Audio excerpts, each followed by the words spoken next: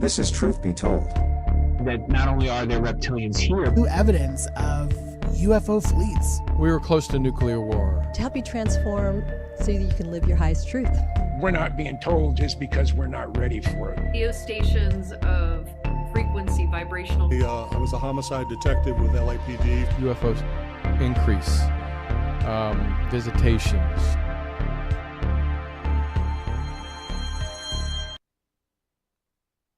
Japan. We mostly talk about UFOs based here in the United States. But today we are going to Japan, where we talk with the National Director of MUFON of Japan, Pete Whitley, not only extraterrestrial activity in Japan, but his own experiences of being abducted. And how do we connect astral projection and extraterrestrials together? We're going to talk about that today on Truth Be Told.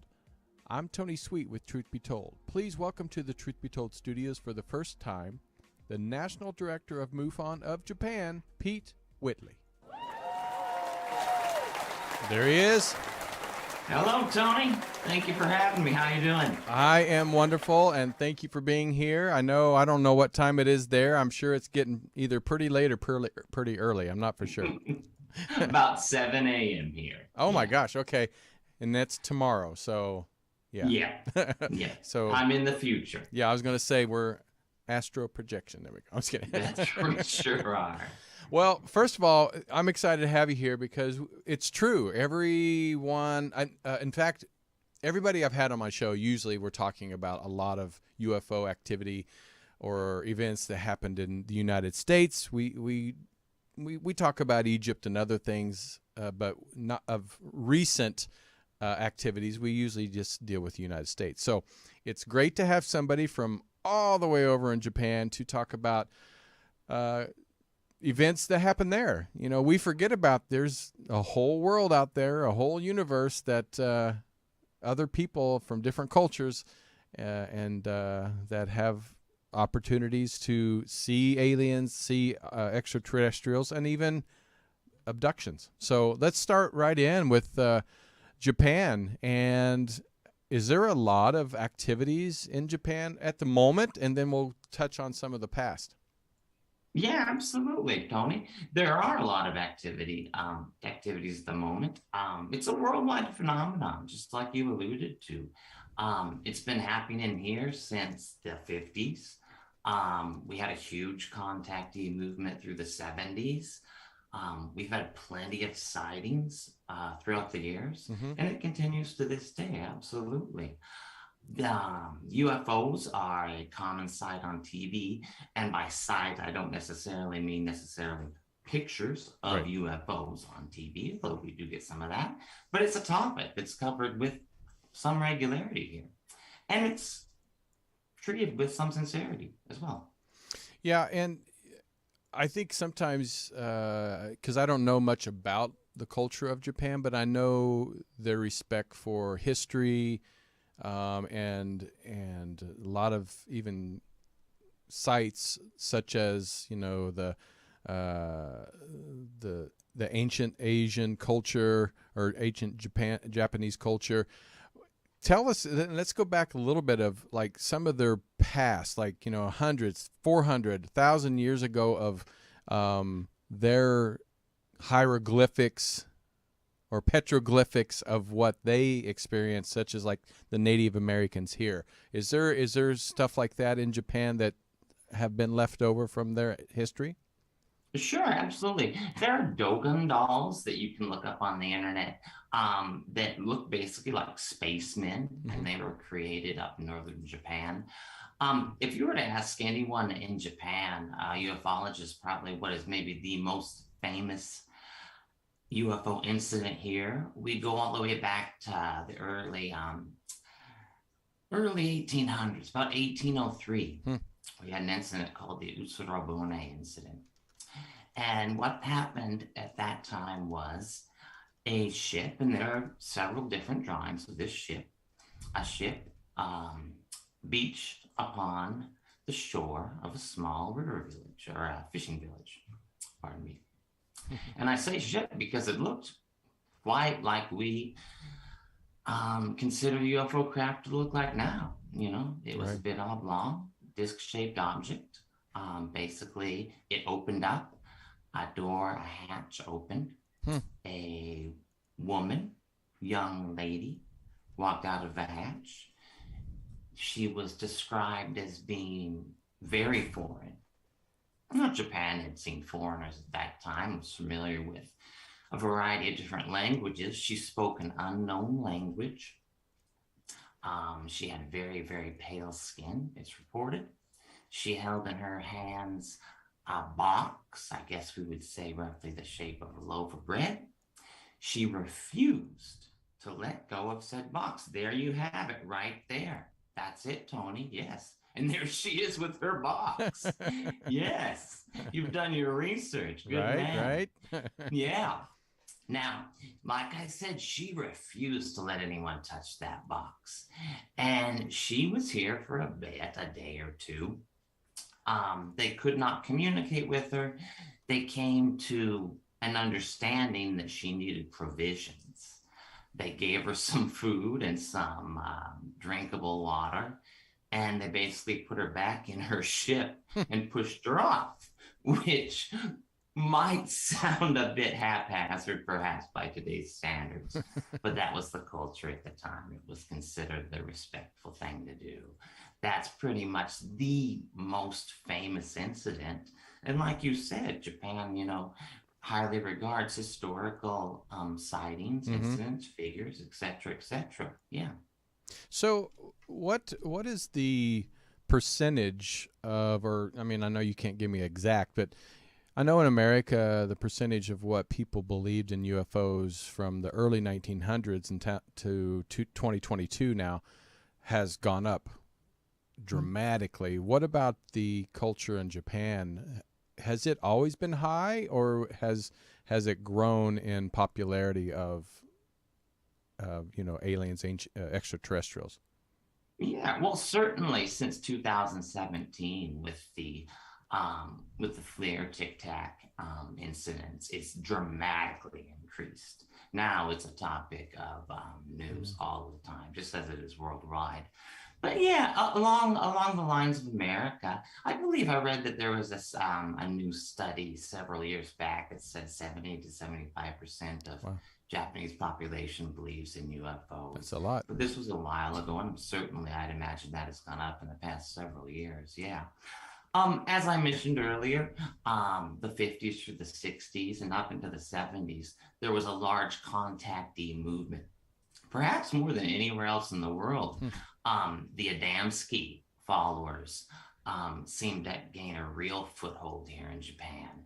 That was a gigantic movement. We had several newsletters with high circulating about that. Yeah. And what was the name of that? Oh, the George Adamski movement. Oh, Adamski. You remember okay. George Adamski? Yeah. That took hold here. The contactee phenomenon historically has been very popular here in Japan. Japan, of course, has a component of spirituality to it, which I think the Adamski contacts resonated with. Well, also we hear about a lot of times that there's times where the sightings are less, and then sometimes when there's natural disasters, man-made disasters, that UFOs tend to pop up more than even before an incident, during it, and after. What happened during the big earthquake, tsunami, Fukushima? What was the sightings at that time? Because that knocked the Earth off its axis. I mean, that was a huge impact on the world, not just a little area. Indeed, and it has environmental impacts continuing to this day. Fukushima historically has been a hot spot in and of itself for UFO activity. Lots of sightings in the area. In the days before and the immediate aftermath of that 2011 disaster, however, there were a wealth of videos circulating on social media here in Japan of reported sightings and pictures, like I said, videos of UFOs in and above, around, in particular, the nuclear plant area. Now, the provenance of some of those videos is suspect. Some have been debunked. A year or two ago, I went back and I tried to really dig in and try to find some of those witnesses. And due to the nature of social media, 10 years might as well be a century ago, you know? Right, so it's proven difficult at this point to find exactly who took those videos. But you can go back to the news reports of the time and you can find them. It was in newspapers, etc. Yeah, it was most definitely a high spot in terms of activity. Well, besides Fukushima being a hot spot, you know, at least for that specific time, what other hot spots in Japan have UFOs are kind of a consistent basis? You know, Mount Fuji for one. However, I would, you know, it's hard to say what you could attribute that to. I personally would say it's just because the masses of people you have up there with cameras, you know, people looking at the sky. You go up there to take in the views, right? But yeah, Mount Fuji, several mountainous areas here in Japan have a lot of sightings. There you go. There's a great picture of it right there. Yeah, you can see it from the Shinkansen if you travel from Osaka or Nagoya up to Tokyo. Yeah, mountainous areas in particular here in Japan. There are a lot of dormant volcanoes, and like you mentioned earlier, natural disasters as well seem to attract UFO sightings. All right, so this coming July here in America is the 75th anniversary of Roswell, which I'm going to be going to, which I'm excited about. Does, besides the lady holding the box, is there any other crash sites that you know of, or that's folklore, or then that Japan has its own Roswell? We don't have our own Roswell in the sense of like the Japanese self-defense force, right. Having rumors of picked up a crashed UFO or anything like that. There is probably one of my favorite historical incidents and sightings. It's called the Kofu incident. Happened in 1975. Now, this was two boys who were walking past a rice field. They saw an orange orb in the sky. That orb came down and landed in that rice field. Now, I should say that later witnesses would report that both before and after this sighting, they saw something in the sky that came into the rice field. These two boys, of course, they were, I believe, junior high school boys, if I recall correctly. Curiosity got the best of them. They went into that rice field to see what had happened. As the orb had landed, it was now silver, metallic in color. There were landing gear touching the ground, and out from this orb came a ladder. Now, those are the two boys. Tony, exemplary research, I must say. Yes. Now, as those boys were admiring the craft, and they saw some funny writing on it, as they would describe, as those two boys were admiring this craft, a creature walked down that ladder, walked behind the boys, and tapped one of them on the shoulder. Now, this creature was not the typical gray or the mantoid or what we, tend to think of as extraterrestrials, which is also a unique facet of this case. This creature was about 4 feet tall, dark brown skin, pointed ears, silver clothing. Another very odd thing about him or her or it, no facial features to speak of, save for those, yes, the wrinkles and 3 teeth protruding from its mouth. Wow. There you go. It's a great artistic rendition of what the boys reported. Of course, the boy that was touched was completely petrified. his friend more or less dragged him out of the field. Yeah, and like I said, later witnesses would come to report that both before and after they saw Norwich orb come into and out of the field. So there's a lot of times when people get touched or touch a craft or get close to a craft, and we're going to get into your own story here in just a minute, but did the boys ever talk about having any illnesses or PTSD or anything like that that maybe you read about that they experienced later in life? I did read that they regretted talking about the incident, as is often the case here in Japan. Right. You know, there's been a few sightings like that that have become prominent and where their identities have gotten out and later on in life.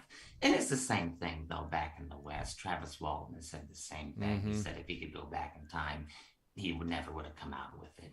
Yeah, I think that pressure is perhaps a bit exacerbated here in Japan, where there is a little bit more pressure not to stick out from the back. So usually when there's UFOs and extraterrestrials, we a lot of times hear about abductions. So you have been abducted. Yes, I have. So, and this was actually a question in the chat room. It says, Michelle says, can you please explain upon your experiences with UFOs?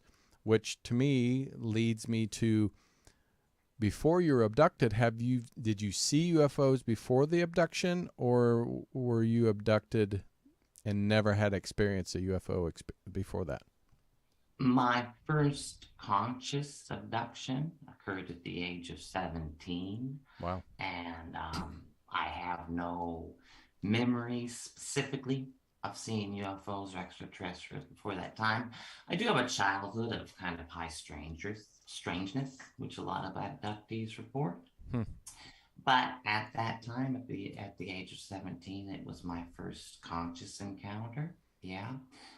Basically what happened is two small grays came into my bedroom as I was going to sleep one night and took me out of the bedroom. Physically, they took me through the window, which was closed, by the way, and out towards a craft, at which point my memory blanked out. Of course, I was terrified, literally frozen in fear.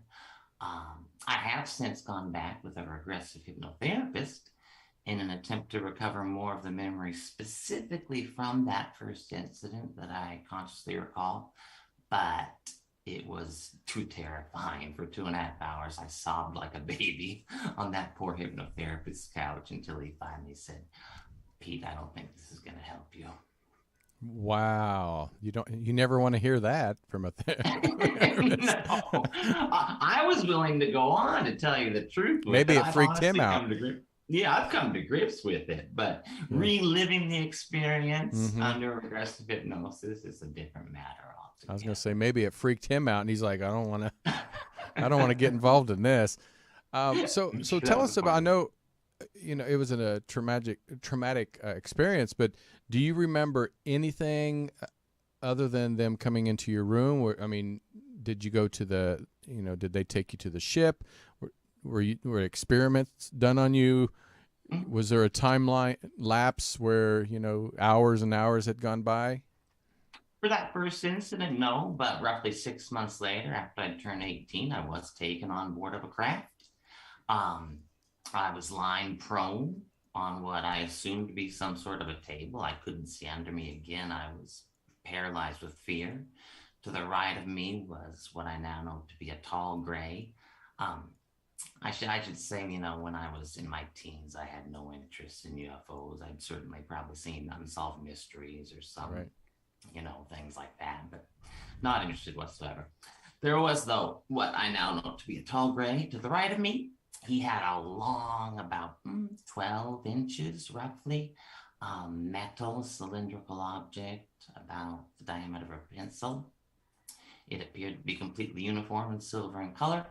He told me telepathically he was going to insert it into my right ear, that it would not hurt. And he went ahead and did that. It did not hurt. I have no idea how he managed to fit a 12-inch long rod Oh.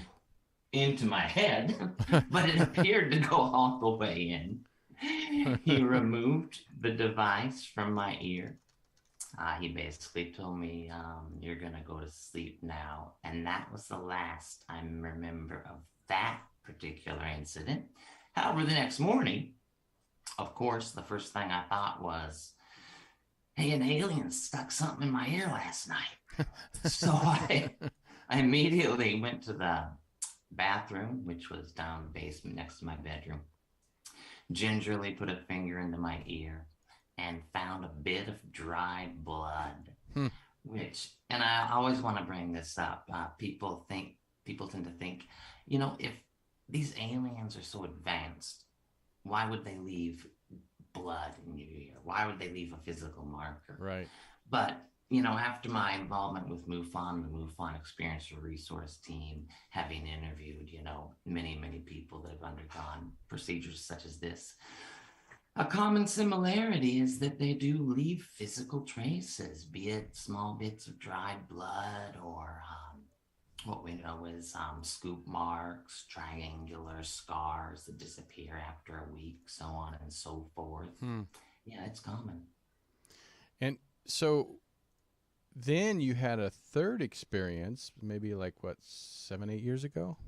Exactly. Indeed, I did. Yeah, about 7 years ago. This was after I'd already become a UFO researcher. And so I had more or less kind of what I felt to be integrated the experiences, I'd come to grips with them. At the time, I have an 8-year-old son. He was just under the age of 1. I should mention that my 2 previous abductions isn't what we would say the PC term for it anymore. We like to call them experiences. Right.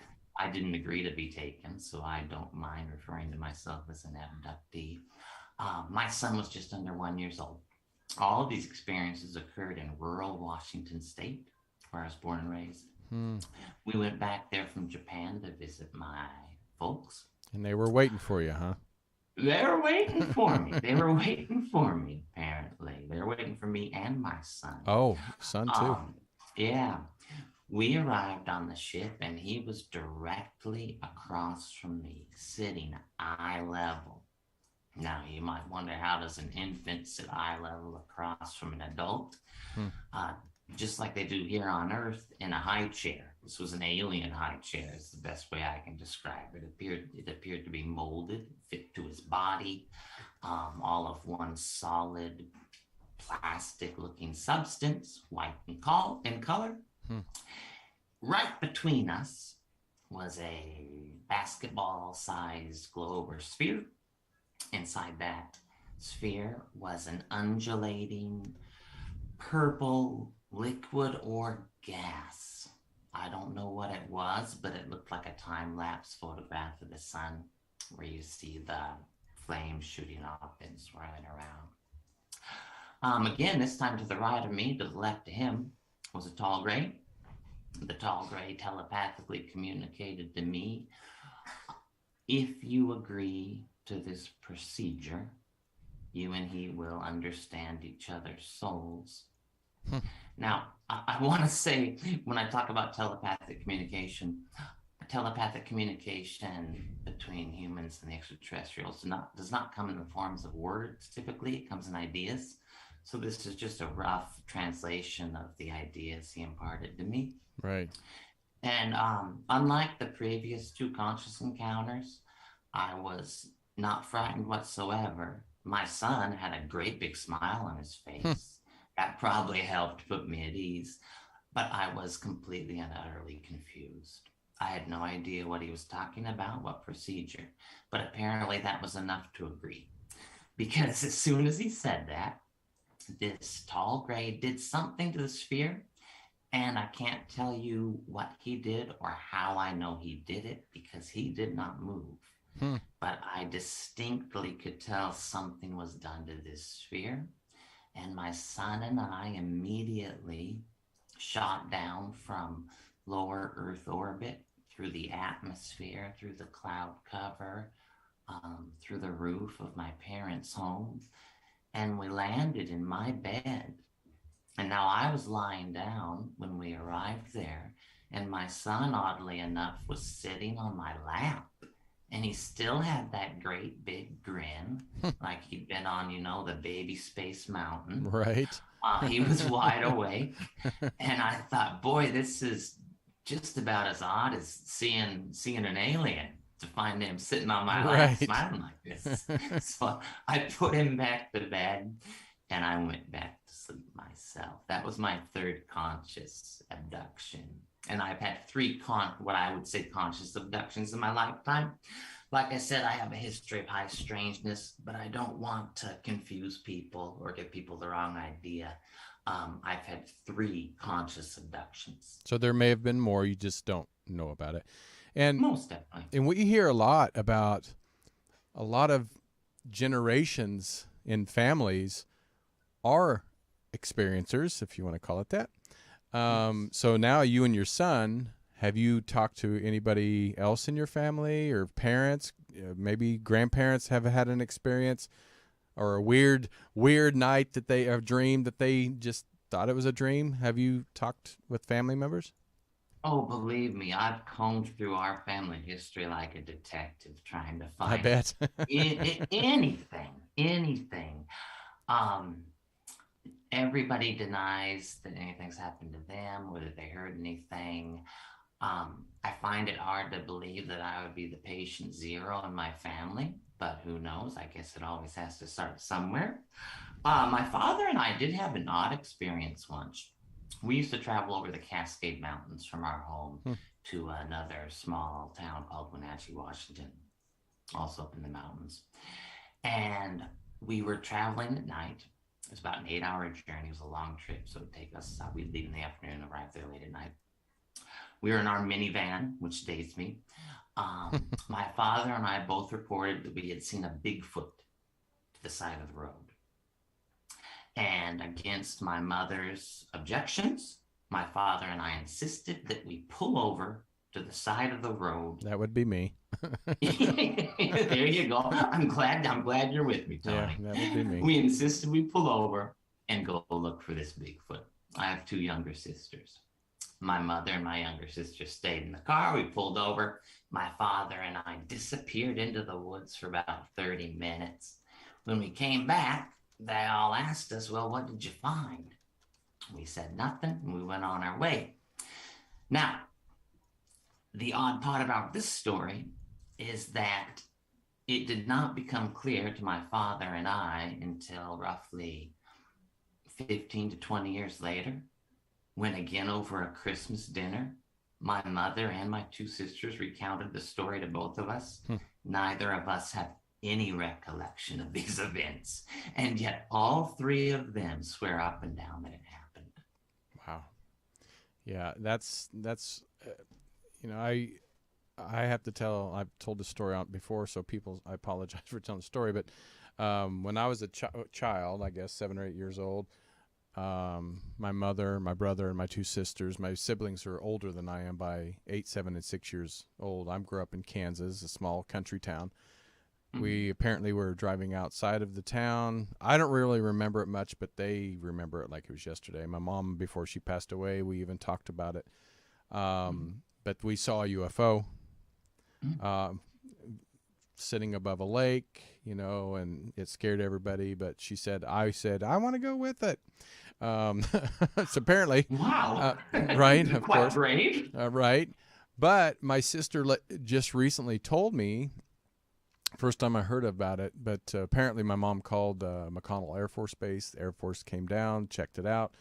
But my sister said that night she went to bed, she had dreams about aliens.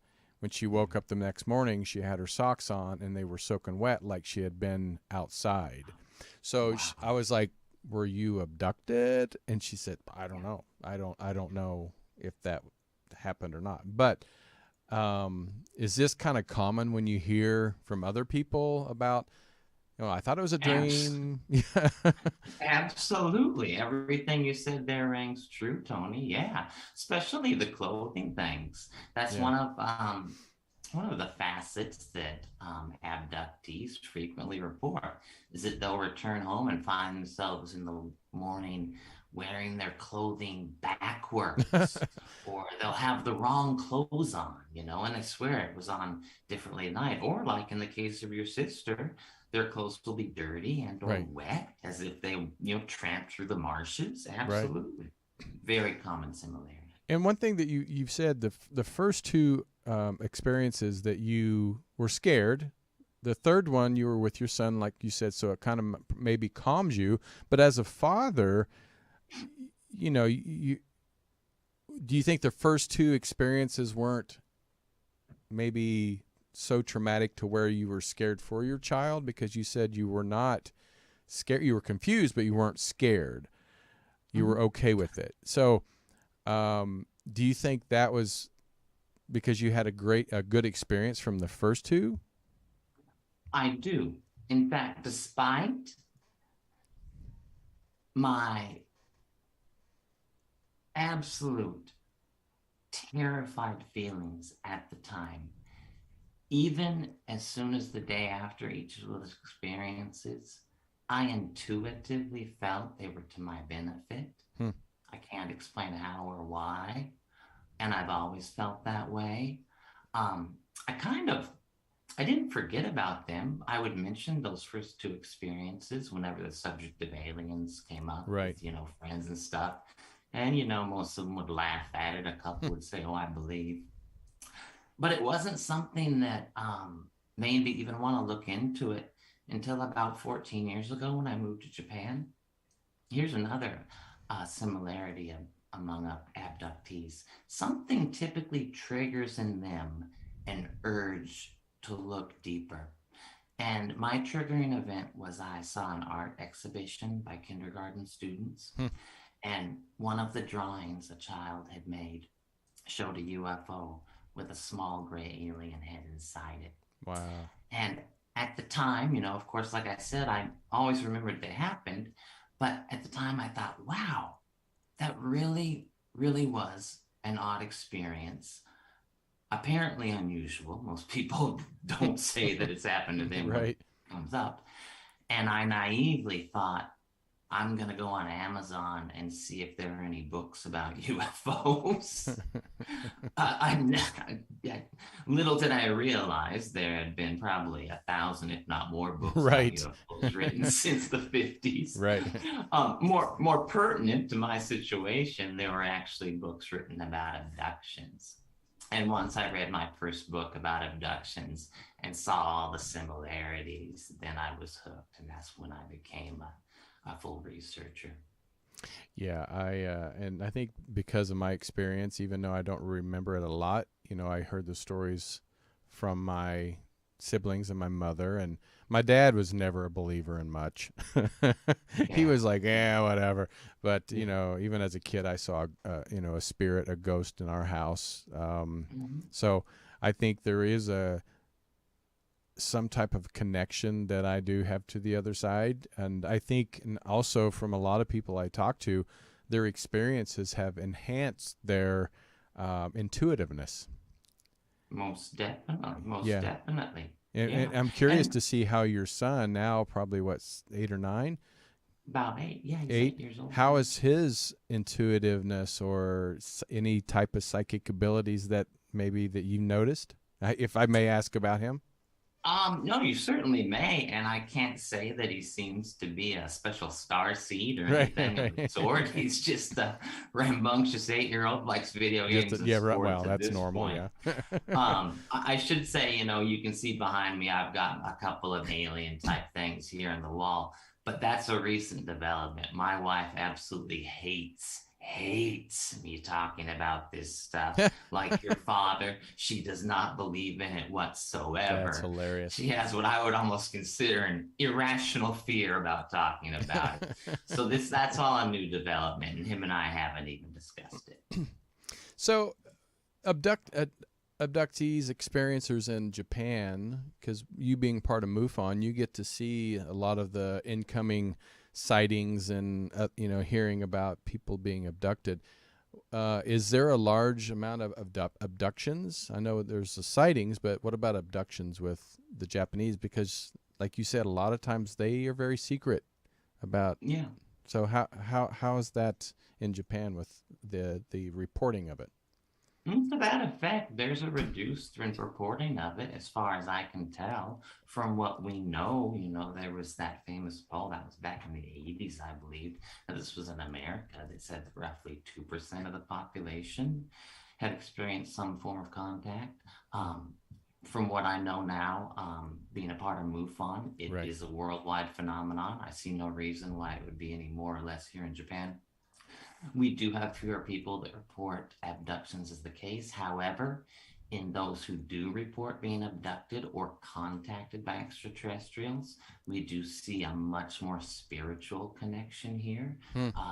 Virtually all of people I talk to report it being a spiritual thing. We do have some that are more traditionally steeped in Right. perhaps cultural ways and are concerned it might be demonic or bad karma or something in nature. Yeah, but there's a very highly spiritual component in reportees here.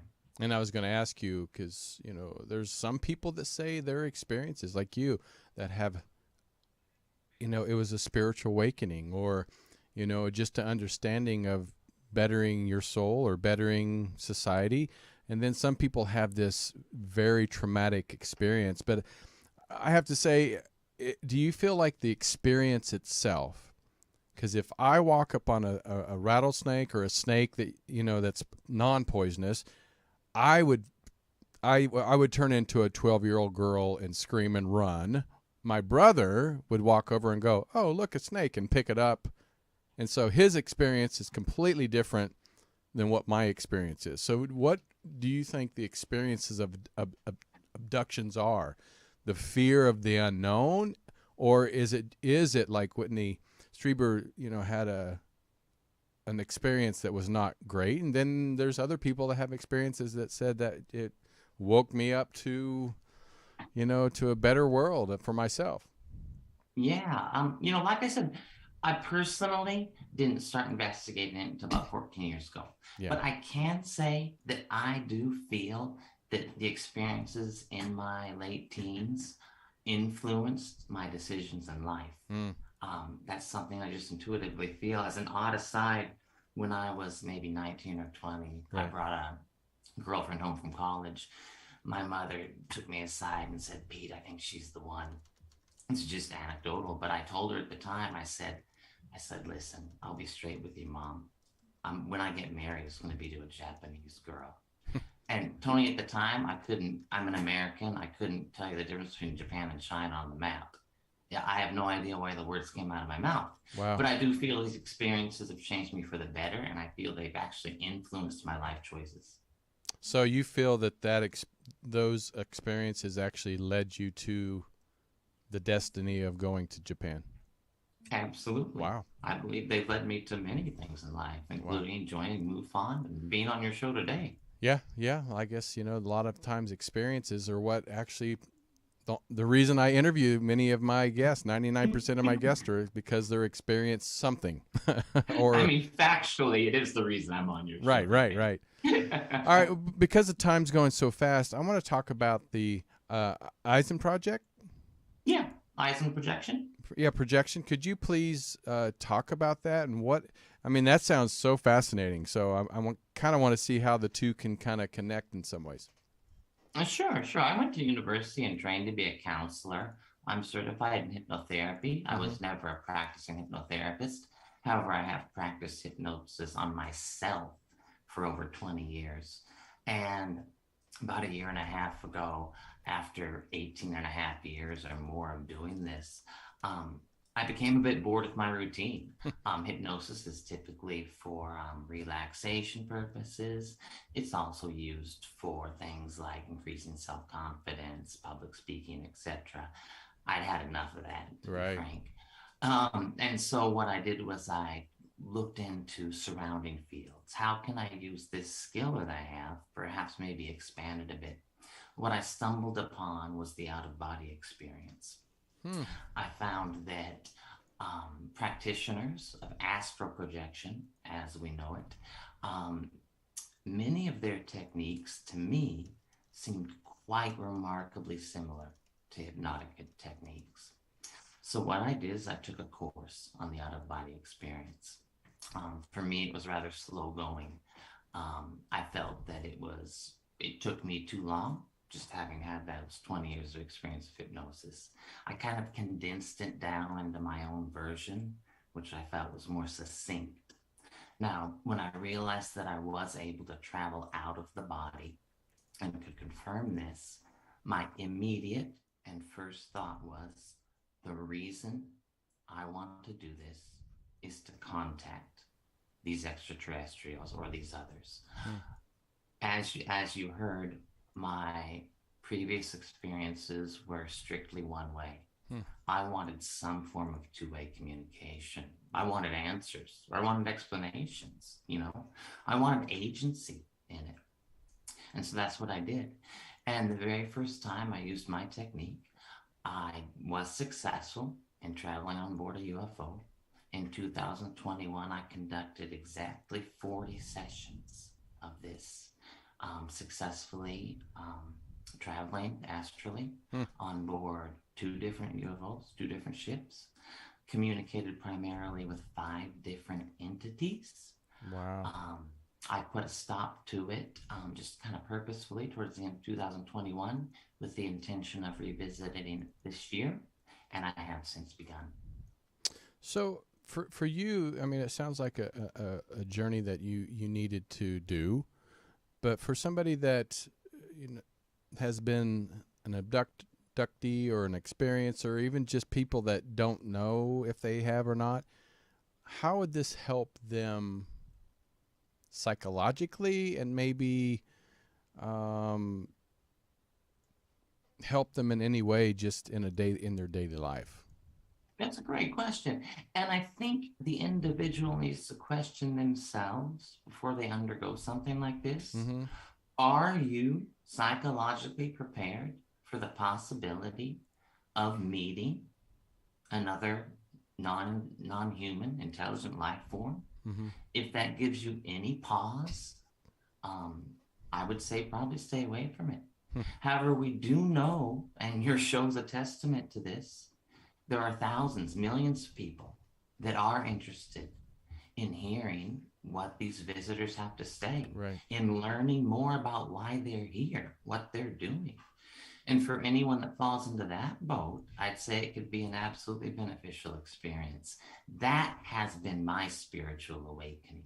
I said before, my experiences have influenced me, but it's only in the past year and a half have I actually had a spiritual awakening.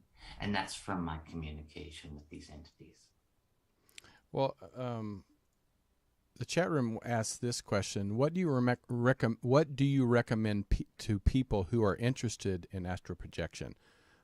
And I'm assuming on how to get involved with that, because again, Sure. like anything, you don't want to go to the wrong person, or do the wrong astral projection and get into a negative situation. Sure. And I'd hesitate to say there's necessarily a right person. I'm not necessarily the right person for anybody.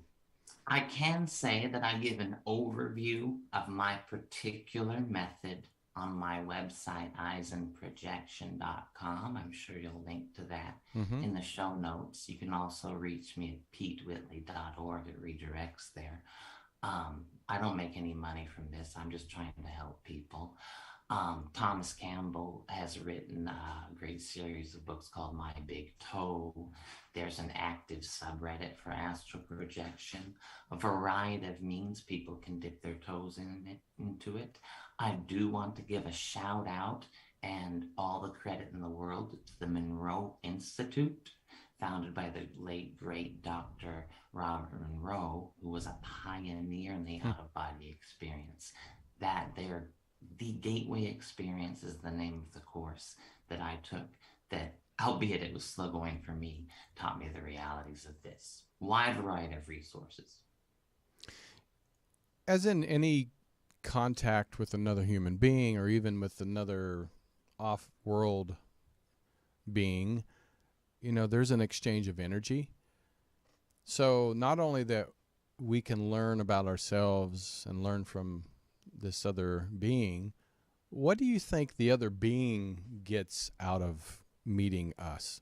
Because like you said, there's that exchange of energy. What do you think? I know you're not in their mind, but what do you think their reason for even wanting to allow us to meet with them or talk with them, and what is their purpose? The primary, over the course of my 40 sessions last year, that was primarily what they communicated to me. The Greys communicated to me that they're basically in servitude of souls. And by that, I don't mean strictly human souls. They never specified that. The implication was there are souls throughout the universe that they help. And that was basically the reason they were created, is what they told me. Oh, I did, towards the very end of those 40 sessions, experience something that was a little disconcerting, but I don't think it was malevolent, in that one of the Greys wished to enter my physical body while I was astral projecting, in order to somehow feel a bit what the physical body sensations of being perhaps a natural biological human are. They explained to me that they are biological robots, in a sense. They're biological, but they were created. Wow. And what is some of your other people that have done this before, previous survivors that have taken or have done Aizen astral projection, what is some of their take on it after it's been done? How is it extraordinarily positive? They feel that they're doing light work. They feel that it's self-healing. It's helping them, absolutely. Spiritual awakening, as I call it, right? And I'll be honest, a year and a half ago, if you'd asked me if I believed in the concept of a human soul as a lifelong agnostic, I would tell you, boy, I don't know. But I can tell you right now, with 100% certainty, I believe. Absolutely. Yeah, I think that's the lifelong question for people. That, what is our purpose? Is there what's after this? Is my soul really just inside a meat suit? All these things. And the more people that I lose, I lost my mother, and before she passed away, she talked about spirits coming to her, like her mother who had passed away. Like, she never really knew her real mother, but her real mother came to her, and other people came to her, prepping her for the transition. So for me, that's where I was like, it really proved to me that our souls go on. Absolutely. Yeah. I mean, the NDE experience is huge with that. You can look to the pioneering work of Raymond Moody. Kenneth Ring is an author who did a scientific study about the similarities between abductees and near-death experiencers, and he found remarkable similarities between the two. I believe it's all connected. I totally believe it's connected. I mean, it has to be. I'm not saying it's proven fact, but it just seems so, a smart way to think.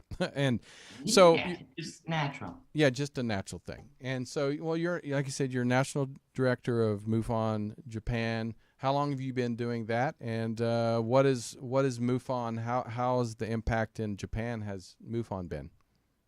Yeah, I've been the national director here in Japan for about 2 years. MUFON is not as well known here in Japan as it is in the States. Of course, located in the States, that's our base.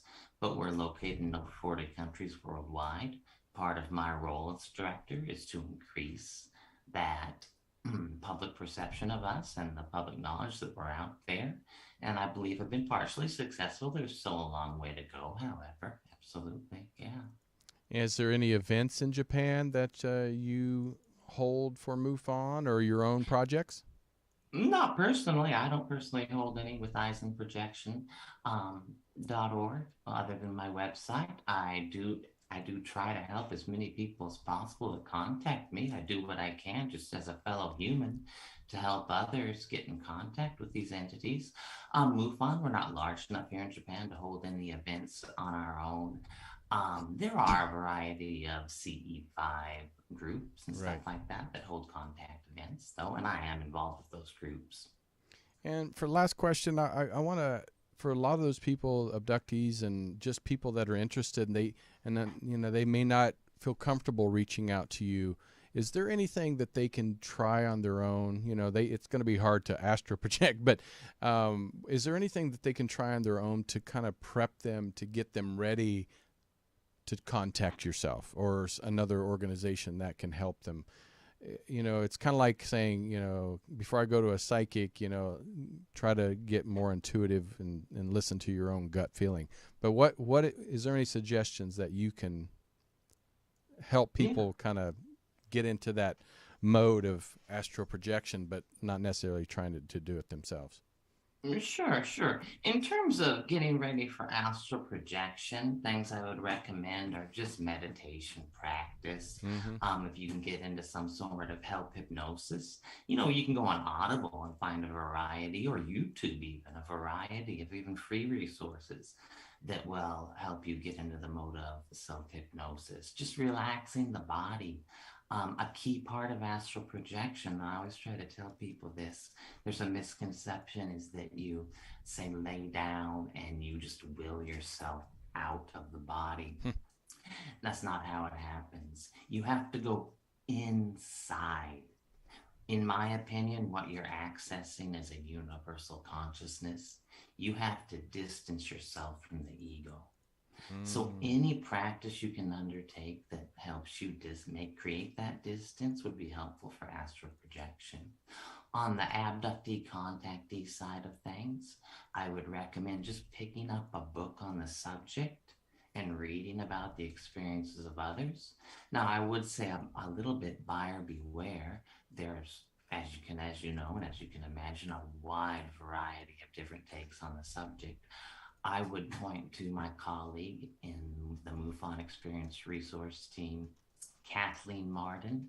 Oh, I love Kathleen. Excellent books on the abduction experience, contactee experience. Yeah, I've interviewed her several times, and she's such a wonderful lady. So, absolutely, and absolute authority on the subject, and the niece of Betty and Barney. Yes. Well, Peter, thank you so much for taking the time out of your, I guess it's Saturday morning in Japan. So, but appreciate you. People can go to aizenprojection.org or peterwhitley.org. Or petewhitley.org, Whitley. petewhitley.com, aizenprojection.org, aizenprojection.com. It all redirects to the same site. You can contact me. You can also contact MUFON. Yeah, and does MUFON, other than MUFON.com here in America, is there one specifically for Japan? We have a Facebook page, but all of the MUFON reports that we take, be it experiencer reports or sighting reports, go through the main MUFON.com database. Perfect. Yeah. Thank you so much for having me, Tony. I really appreciate it. Anyone that wants to contact me, please feel free to do so. And I very, very much appreciate the work you do. Getting the word out about the reality of this stuff is the most important job any of us could have. And I love doing it, so it's not work. Absolutely. Well, thank you so much, and I thank you, everybody, for tuning in. I know it's a holiday weekend, so please go out and have a great, safe holiday weekend. Happy Memorial Day. And remember what Memorial Day is all about. It's not just to go out and have a barbecue and drinks, but remember those that gave their life for our country. So, but until next time, I'm Tony Sweet. Please, every Monday, listen to Robert Hensley at 3 p.m. for MINUTEMAN Report. Bonnie Burkert does Truth Be Told Transformation at 3 o'clock on Wednesdays. And, of course, me every Friday and then June, we have some great shows coming up. So make sure you tune in. And then also, don't forget, we're going to be in Roswell for the 75th anniversary of Roswell, June 1st through the 3rd. So hopefully if you're going to be there, come up and say hi. Until then, I'm out. Take care. Bye-bye. This has been another episode of Truth Be Told. Thank you so much for watching. Recorded live at UBN Go Studios in Burbank, California. Join us on social media. Facebook, Truth Be Told Radio. Instagram, Truth Be Told Paranormal. Go to Truth Be Told Worldwide for more information on upcoming shows.